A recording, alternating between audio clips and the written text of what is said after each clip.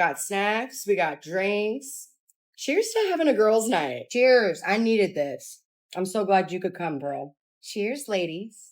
And thanks again for inviting me. Of course. I love a good girls' night. The last one Jess and I had was so fun. All right, so Jess, tell me a random pet peeve that you have. Talking about me with my husband Carl or just anyone? I mean, it could be, but just something that random people do that is a pet peeve of yours. The first thing that comes to my mind is people who say, like men who say, we are pregnant. Like, oh, are y'all both pushing it out? Okay. I always thought it was sweet. Like the man was letting his woman know that she wasn't in this alone, like being inclusive.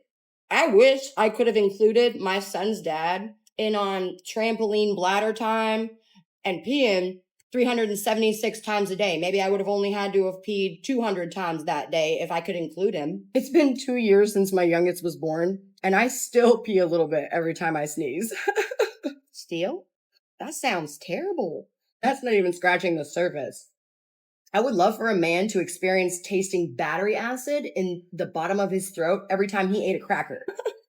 If men had to carry and deliver babies, none of us would be here right now. The human race would just be we wouldn't exist. I couldn't agree more. The first man to ever experience morning sickness would just tap out on the spot and decide that humanity wasn't worth it. If Carl so much as gets a headache or a hangover, God forbid, he acts like he's not going to make it. I'm like, imagine that every morning for months. Yeah, they wouldn't be able to handle it. No way. I am so glad I did not have morning sickness. But one time, this guy, when I was like 6.5 months pregnant, told me that I was barely pregnant. I wanted to punch him.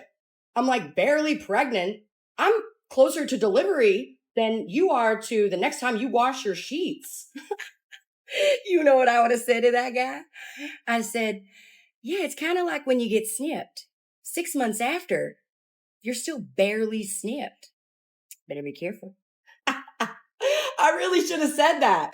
I would pay to see the confused look on that guy's face. I guess it would have depended on who we said it to, because some men believe that real men don't get snipped. What? I'm going to wave the red flag for us all. That's an issue that he's got a complex of some sort. Wade and I do not want kids. It's always been our decision. And y'all are just reaffirming that for me right now, because none of that sounds like anything I want to go through. But when he found out that it was going to be either a major surgery for me with major recovery time, or he could go get snipped on his lunch break, takes like 10 to 30 minutes or something, and then sit on the couch all weekend with a bag of peas and get babied, because that's what I did.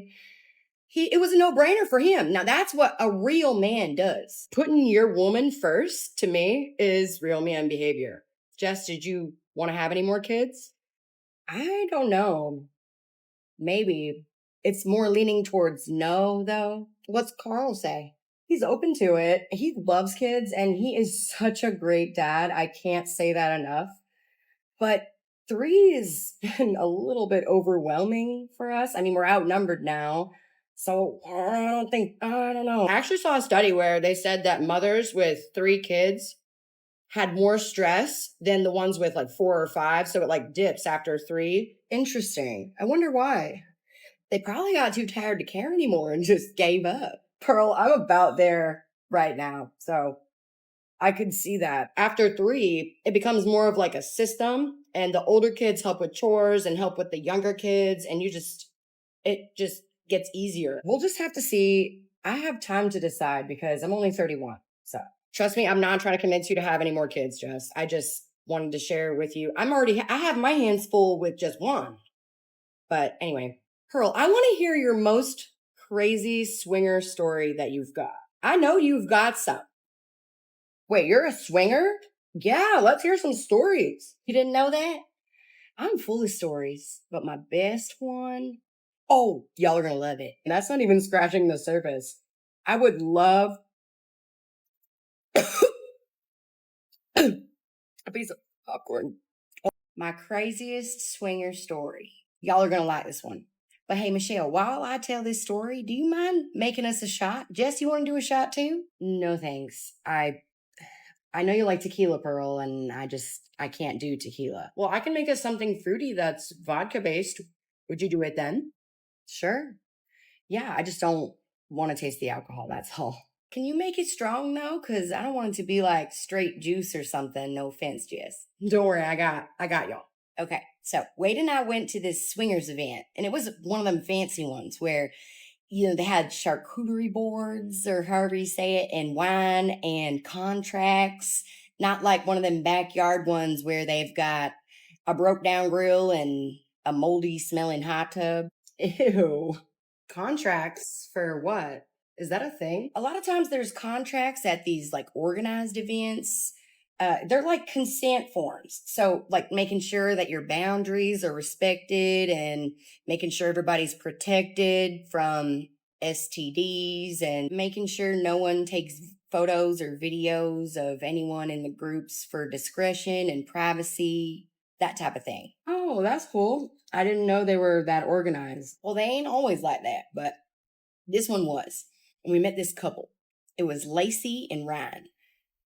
Ryan was my type. And Lacey, she was a hoot. Okay. She was so funny. Wade loved her. And it was one of the, I would say, top 5 couples that we've ever hooked up with. So I got Lacey's number and we agreed that maybe we would hook up again in the future. So I texted Lacey and asked her if she would be willing to get together with Ryan again. And she invited Wade and I over to their house. It was a nice house. And we were laughing and drinking and carrying on. But I noticed that something was a little off about Ryan. All right, y'all, this is blueberry raspberry lemonade. When you said off like what? That sounds good. Thank you. I don't know. He wasn't as talkative or something. I just brushed it off and figured that he had had more to drink at the event than he had had the night that we went over to their house. But speaking of which, y'all, cheers. Cheers, ladies. Cheers. That was really good. That was good. Thank you, Michelle. Thanks. I had never made it before, but I wanted to try that combination. Anyway, Pearl, what happened? Did you guys end up hooking up again? The night was going great. But we go to the bedroom and Wade's over there with Lacey and I'm over there with Ryan. And I told Ryan to do the thing that I had taught him to do at the event. So what was the thing? I know. Pearl, don't be gatekeeping on us now. I like when they're behind me and they take their thumbs and put them on the small of my back and rub in a circular motion. I know it's random, but I like it. Okay. I don't know what I was expecting, but go ahead. He had no idea what I was talking about. And he was doing it so perfectly a few weeks earlier. So I knew it wasn't him. How would it not be him? What do you mean? Yeah. Who was it? Earlier that night, I had seen a wedding photo of them on their mantle. And I was looking at it. And the best man looked exactly like Ryan. So I was like, who's that? He said, oh, that's my identical brother, Brian. I didn't think anything of it at the time. So it was the twin? No. Yes. Turns out Brian was pretending to be Ryan. So the guy you hooked up with at their house, Lacey and Ryan's house, wasn't Ryan. It was Brian. So he is not actually married to Lacey. That was his identical twin brother. I'm confused. Ryan was the one I hooked up with the first time. He used his real name. Brian is the one that is married to Lacey. I went to his house. He was the one that I was hooking up with the second time. The first time was his brother. It turns out his wife, Ryan's real wife, is not a swinger. She would not be okay with that. And they thought they could just switch places? Did his wife find out?